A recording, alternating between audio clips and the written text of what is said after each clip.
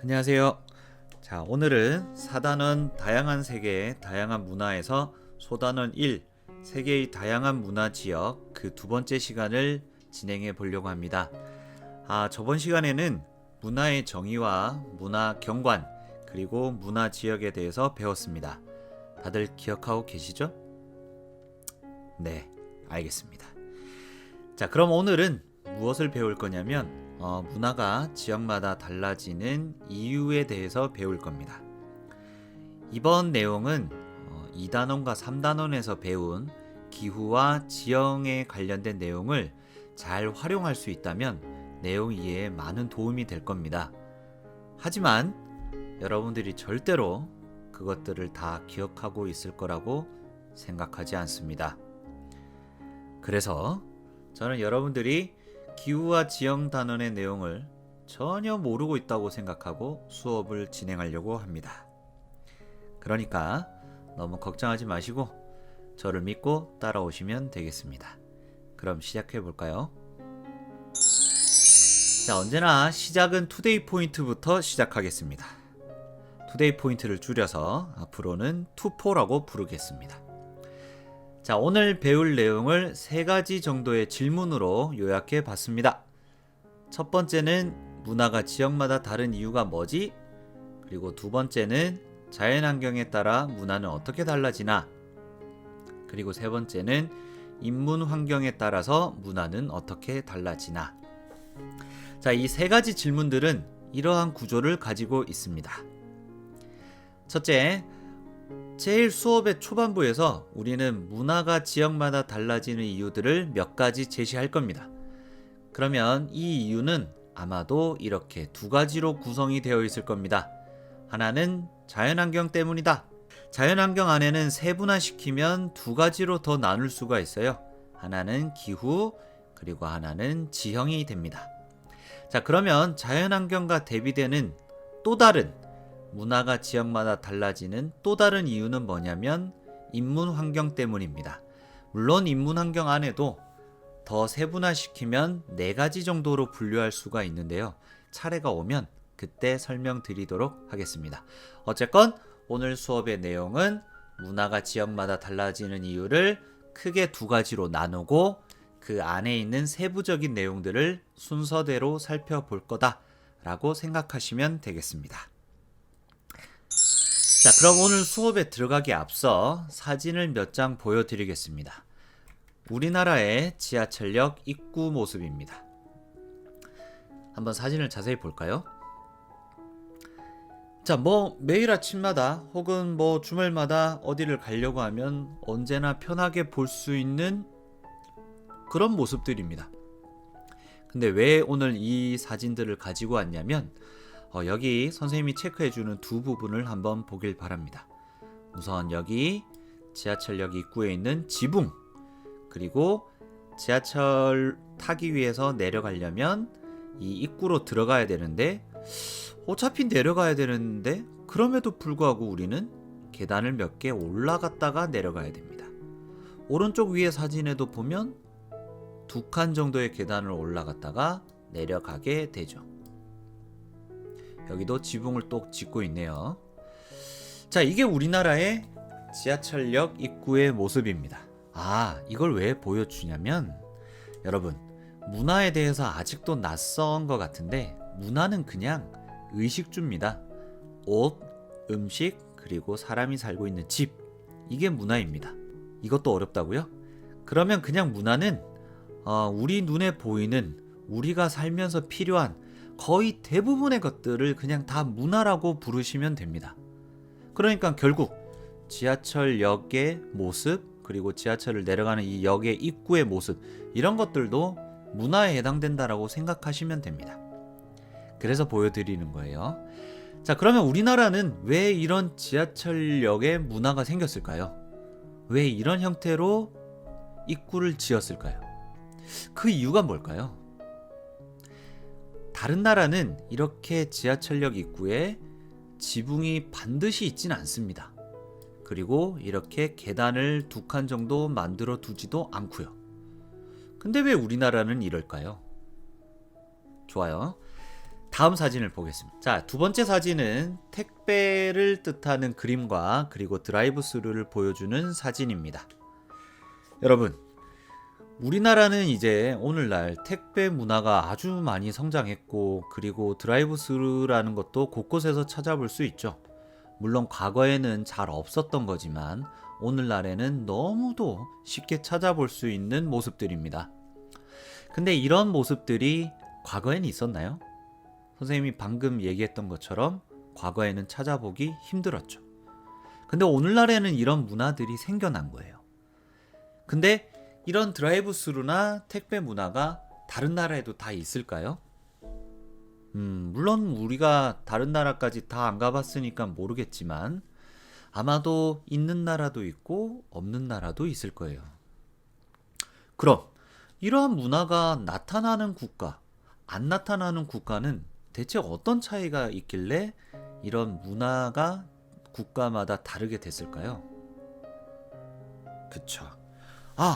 그리고 선생님은 지방에서 태어나다 보니 서울에 와서 이런 교사 생활을 하다 보면 이런 일들을 많이 겪어요. 서울 학생들한테 지방에 놀러 가면 뭐 타고 다닐 거니? 라고 물어보면 대부분 열의 9명은 지하철 타고 다닌다고 해요. 근데 참 안타깝게도 지방에는 지하철이 그렇게 있지 않아요. 이 서울과 수도권에 살고 있는 친구들은 지하철이 너무도 자연스럽지만 지방 친구들한테는 지하철은 처음 보는 걸 수도 있어요.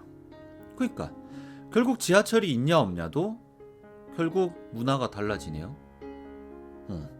자, 그러면 이렇게 문화가 지역마다 달라지는 이런 현상을 만드는 이유, 이게 바로 오늘 수업의 핵심입니다. 그럼 본격적으로 한번 들어가 보겠습니다. 자, 첫 번째 주제였죠. 문화가 지역마다 다른 이유가 뭐지? 자, 이 첫 번째 주제에서는 이 사실 오늘 수업의 핵심 주제가 이거고, 우리는 이 주제를 해결하기 위해서 오늘 수업을 듣는다고 생각하면 되는 거예요. 그래서 이 한 화면에 선생님은 오늘 수업의 그냥 핵심 내용을 다 담을 거예요. 그럼 한번 볼까요? 자, 문화가 지역마다 다른 이유는 크게 두 가지로 나뉩니다. 하나는 자연환경 때문이다. 그리고 또 하나는 인문환경 때문이다. 근데 뭔가 답변이 시원찮죠. 구체적이지도 않고 자세하지도 않죠. 그래서 좀 더 세분화시켜 보겠습니다. 자, 문화가 지역마다 다른 이유가 자연환경 때문이라는데 구체적으로는 뭐 때문이냐면 기후와 지형 때문입니다. 한 문장으로 정리를 하자면 기후 혹은 지형이 달라지면 문화가 달라진다입니다. 자, 그 다음 인문환경에는 이와 같은 4가지 요소들로 세분화시킬 수가 있습니다. 다시 얘기하면 경제발전 수준이 달라지면 문화가 달라진다. 사회제도와 규범이 달라지면 문화가 달라진다. 그러니까 다시 얘기해서 여기에 나와 있는 이 2가지, 그리고 여기에 나와 있는 이 4가지, 총 6가지 것들을 괄호의 문장에 넣고 그 뒤에는 다르면 문화가 달라진다. 이렇게 말하면 되는 거예요. 쌤이 예를 들어 볼게요. 기후를 넣으면 기후가 다르면 문화가 달라진다. 지형을 넣으면 지형이 다르면 문화가 달라진다. 이렇게 하면 된다는 거예요. 자, 어쨌건 문화가 지역마다 다른 이유는 총 몇 가지가 있다고요? 크게는 2가지, 세분화시키면 총 6가지 이유가 있습니다.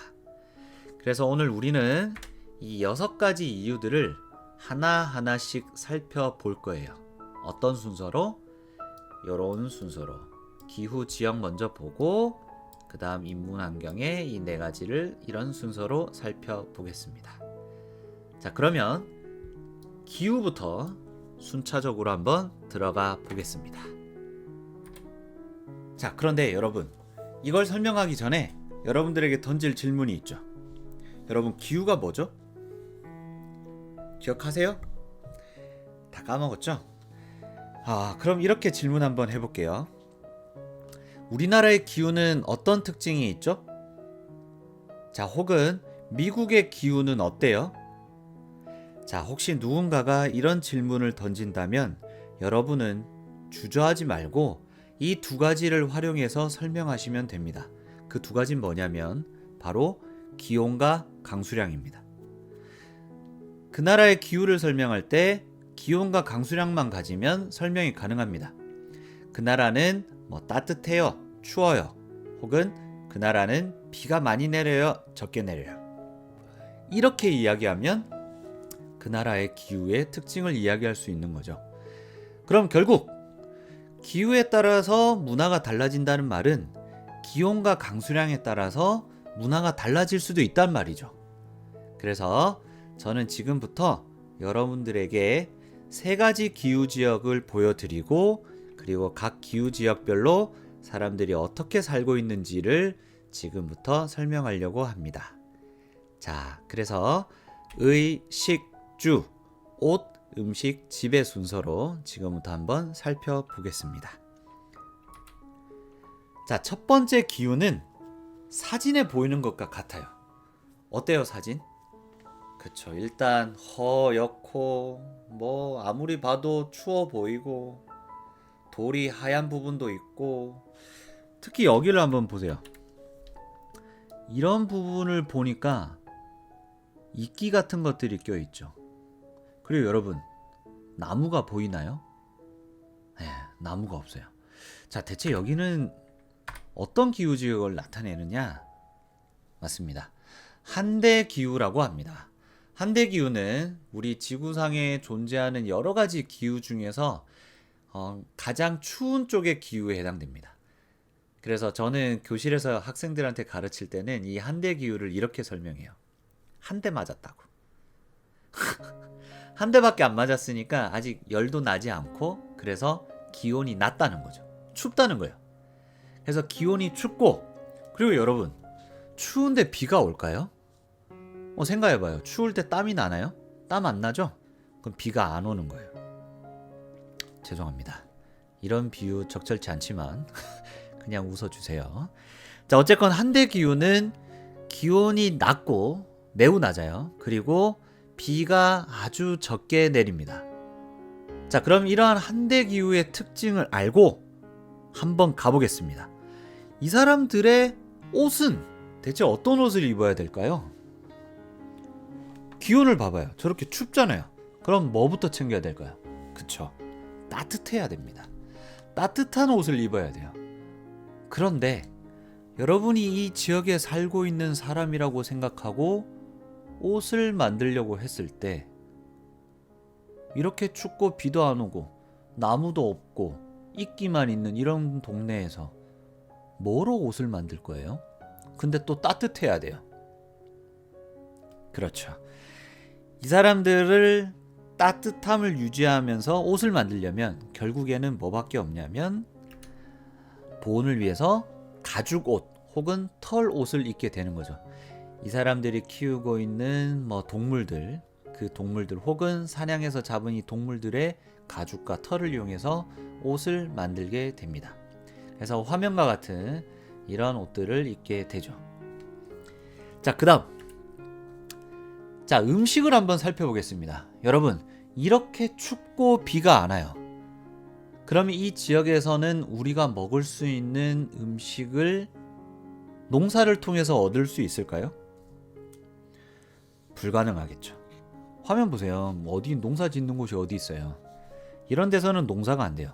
그럼 여러분, 농사도 안 되고 나무도 없어서 열매도 못 먹고 그럼 이 사람들이 할 수 있는 건 뭐밖에 없을까요?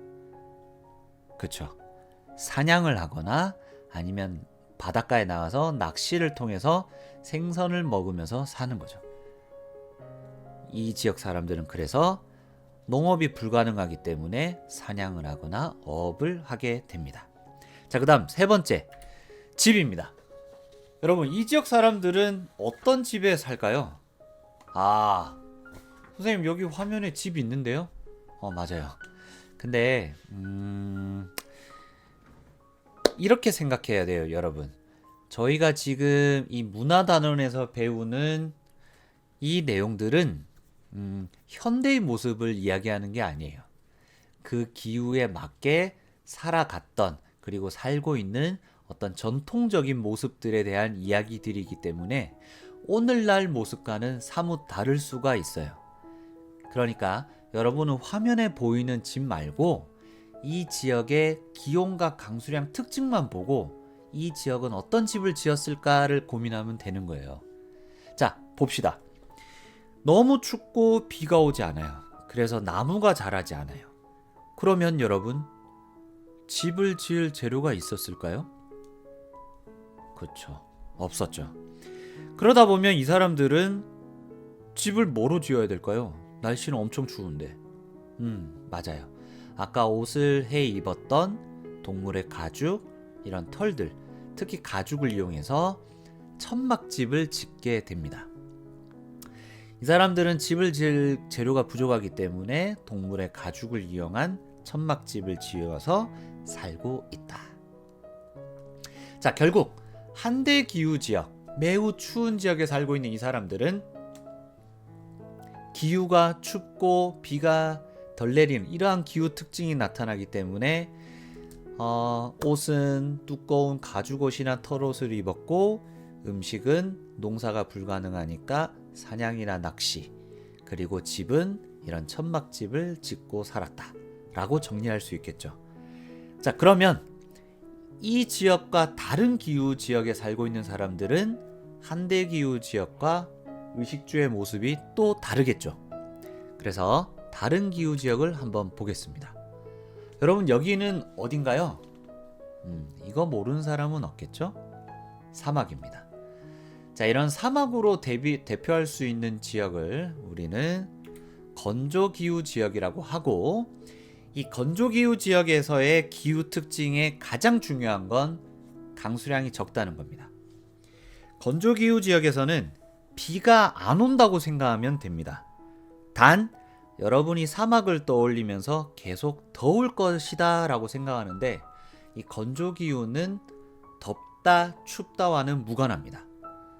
건조기후는 오로지 비가 적게 온다라고만 생각하면 됩니다. 아, 쌤, 그래도 기온에 대한 이야기를 하나 더 하고 싶어요. 그렇다면 비는 안 오기 때문에, 그래서 이 지역은 낮과 밤의 온도 차이가 심합니다. 낮에는 지금 화면처럼 매우 막 뜨거워 보이지만 밤에는 모닥불을 피워야 될 정도로 쌀쌀하다는 거죠. 하지만 그럼에도 불구하고 건조기후는 강수량에 초점을 맞추시는 게 훨씬 더 중요합니다. 자, 그러면 이 건조기후, 강수량에 초점을 맞춰서 또 의식주를 한번 살펴보겠습니다. 옷입니다. 여러분, 비가 안 와요. 그러면 어떤 옷을 입어야 될까요? 비가 안 오는데 어떤 옷을 입다뇨? 꼭 뭔 특징이 있을까요? 라고 할 수 있는데, 자, 그러면 선생님이 연결고리를 만들어 드릴 테니까 이 연결고리를 잘 기억해 뒀으면 좋겠어요. 자, 여러분, 비가 안 온다는 얘기는 상대적으로 어떤 날씨가 많다는 거죠?